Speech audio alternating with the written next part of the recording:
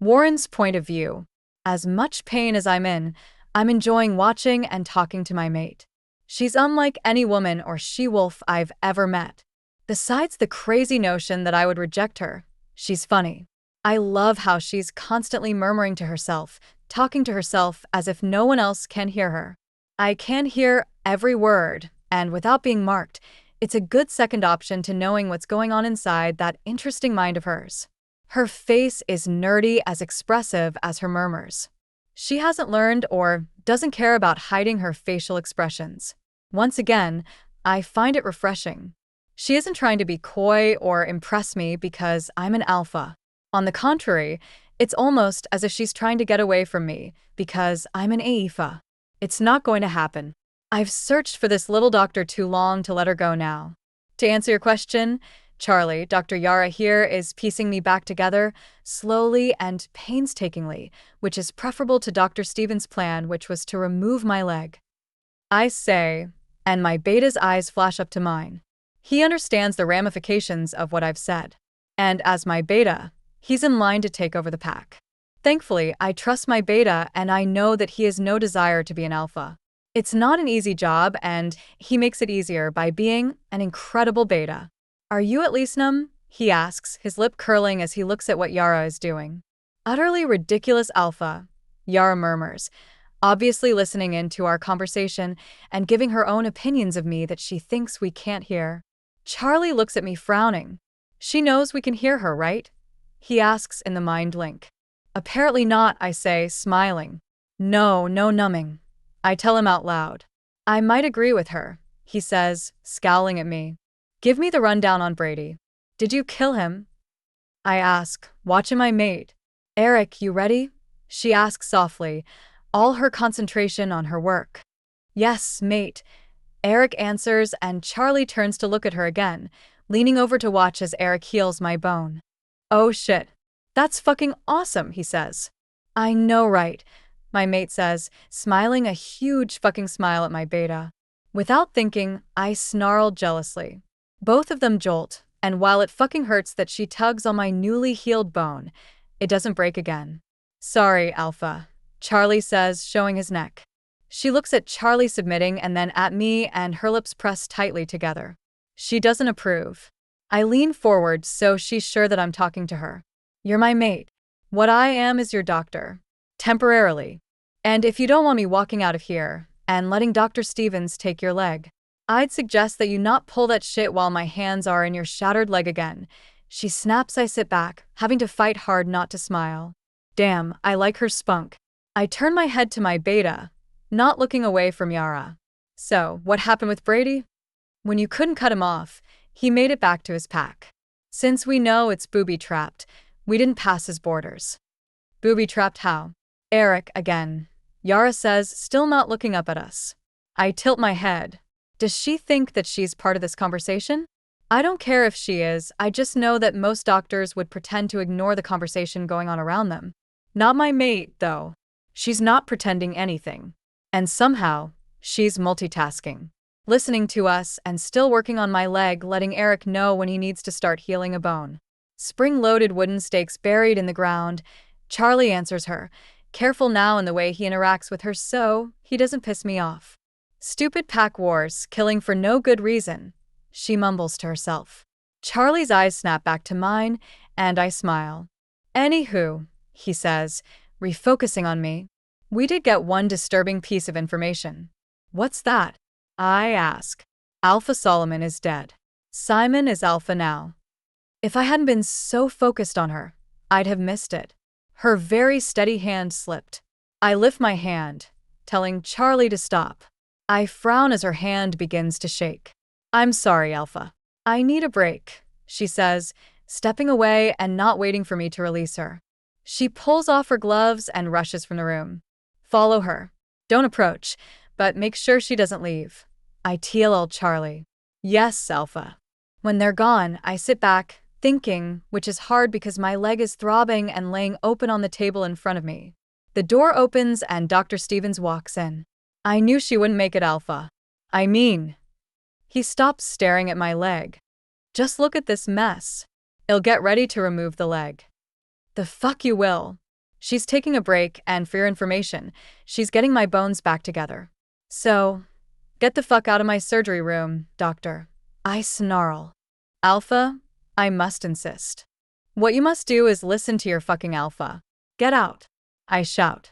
The door opens and Yara rushes back in, seeing Dr. Stevens. What the hell is wrong with you? You don't leave a patient in the middle of surgery. Charlie, I bark.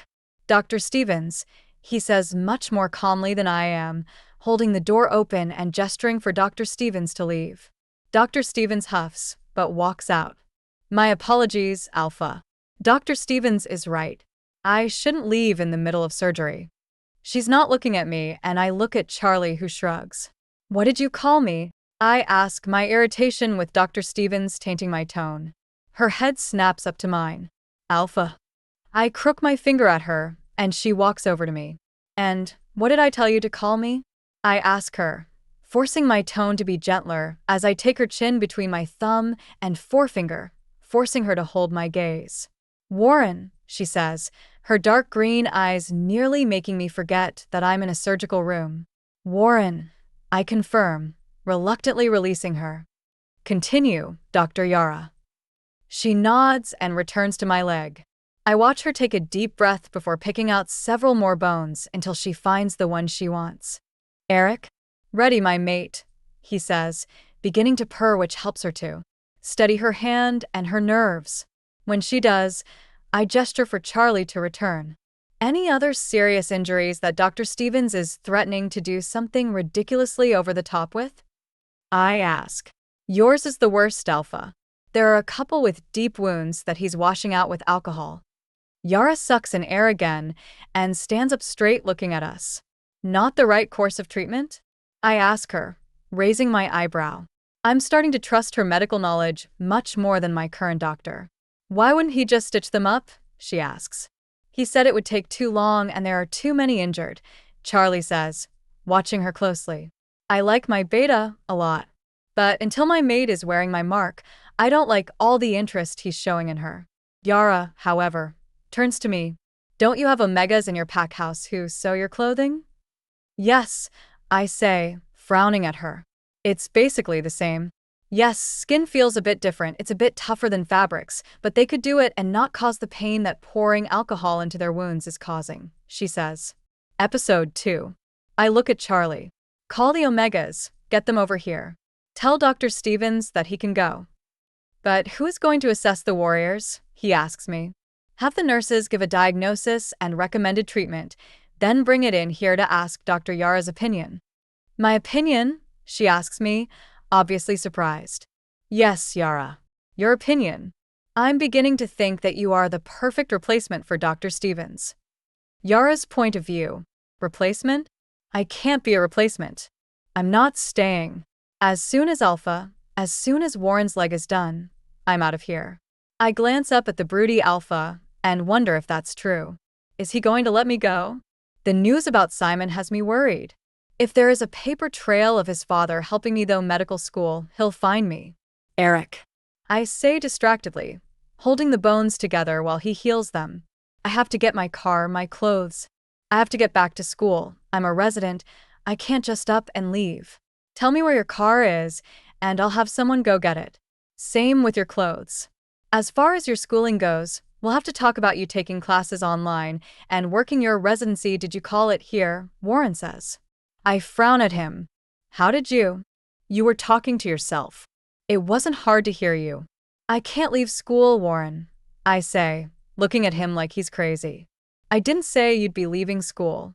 I said you'd be doing your residency here. You can take classes online, he says as if that settles it. Excuse me? You can't keep me here. He merely raises that damn eyebrow at me again. You're not my alpha. I begin. He leans forward. What I am is your mate. Tell me truthfully, if I let you go back to school and I come to visit you in, say, a week's time, will you still be there? I look away, beginning to work on his leg again and refusing to answer him, even if he wasn't my mate, knowing that Simon may be able to figure out where I am, would have me transferring immediately. That's what I thought, and that, my dear mate, is why I'm not letting you leave. He sits back and both of us get lost in our own thoughts again, as I let Eric know when I'm ready for him to heal the bones. Why did you say I was brave earlier? What? He asks, and I can tell the pain is getting to him. Earlier, you said you knew I was intelligent, compassionate, brave, and lonely. The intelligent and compassionate I understand. The lonely you explained, but why did you say you think I'm brave? I ask him. When you heard my pack, you didn't run. You could have. You didn't know they were my pack members. You looked like you were ready to fight, to defend me. For someone who's not a fighter, that takes guts. I look up at him, frowning. How do you know I'm not a fighter? You're not built like one, he says simply. Are you saying I'm fat? I ask, insulted. I work out at the human gym. I know I need to let Annika out more often to run, but I'm not overweight, even by werewolf standards.